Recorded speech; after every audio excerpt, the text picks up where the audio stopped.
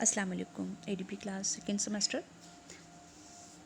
Last lecture में हमने atom के बारे में पढ़ा, जो कि एनिमल लाइफ की केमिकल बेसिस में जो है वो स्मॉलेस्ट एंटिटी है, जो कि किसी भी एनिमल लाइफ की जो केमिकल बेसिस हैं उसमें जो बेसिक यूनिट आती है वो एटम है। एटम से फिर हमने बात स्टार्ट की और एलिमेंट तक हम चले गए थे। आज हम देखेंगे कि how the different elements they combine with their atoms to form biomolecules and different compounds. तो बेसिकली आज हम देखेंगे कि which bonding forces are there which combine the elements by which the elements combine to form different types of biomolecules.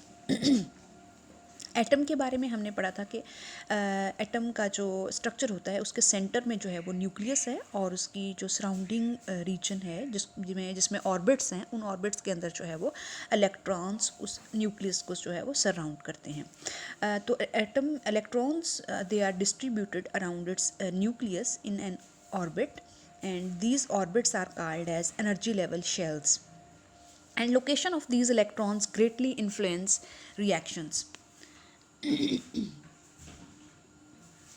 So here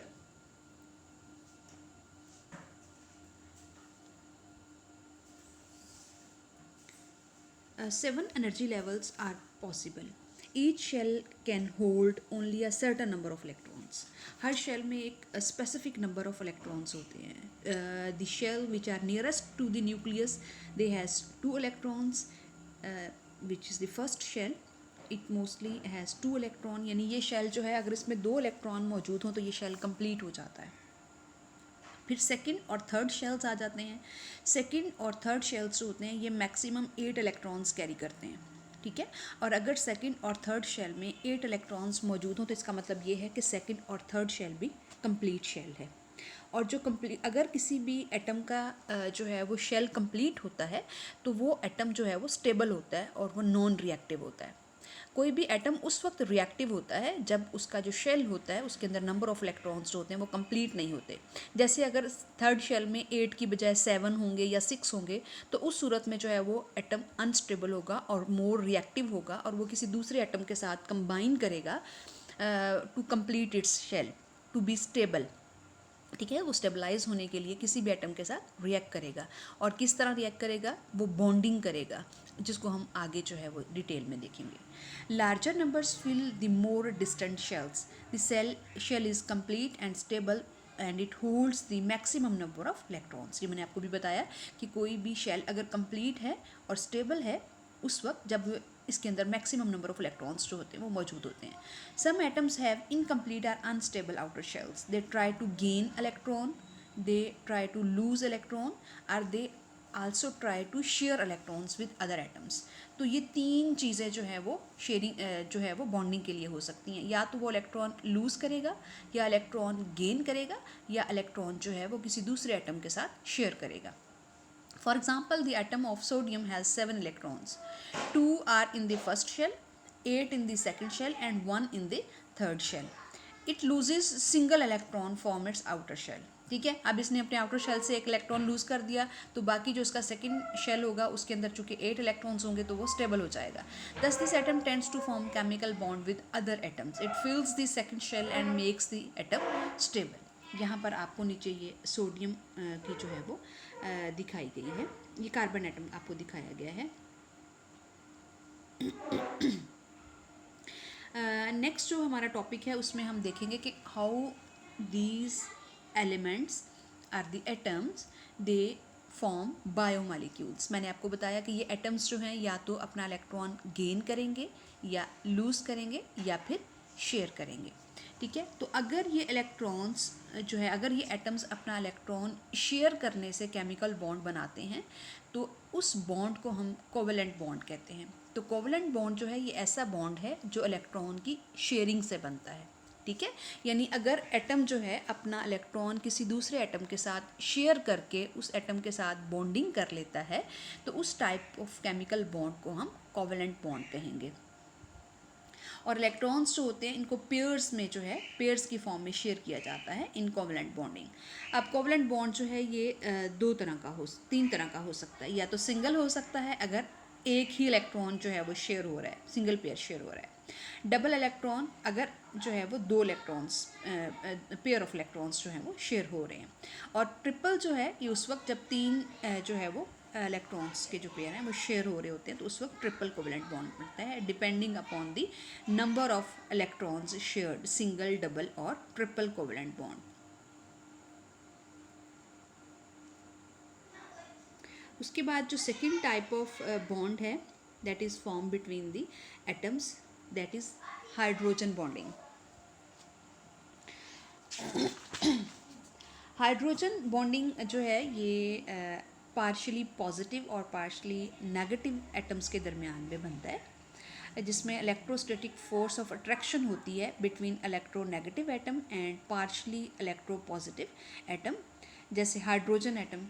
और mostly जो है ये water molecule की एग्जांपल हम हाइड्रोजन बॉन्डिंग में लेते हैं, तो इस टाइप की बॉन्डिंग को हम हाइड्रोजन बॉन्डिंग कहते हैं। The hydrogen electron is attracted toward one and other atom, यानी हाइड्रोजन जो है वो हाइड्रोजन के साथ भी बॉन्डिंग करता है। It leaves a proton behind, as a result the hydrogen atom gains a slight positive charge. The remaining proton is attracted to negatively charge atom like oxygen. Oxygen जो है यहाँ पर इलेक्ट्रोनेगेटिव एटम है और hydrogen itself जो है वो electro positive atom है। Thus a weak interaction is form between two atoms, यानी hydrogen plus oxygen. It is called a hydrogen bond. The hydrogen atom in one water molecule forms a hydrogen bond with the oxygen atom in another water molecule.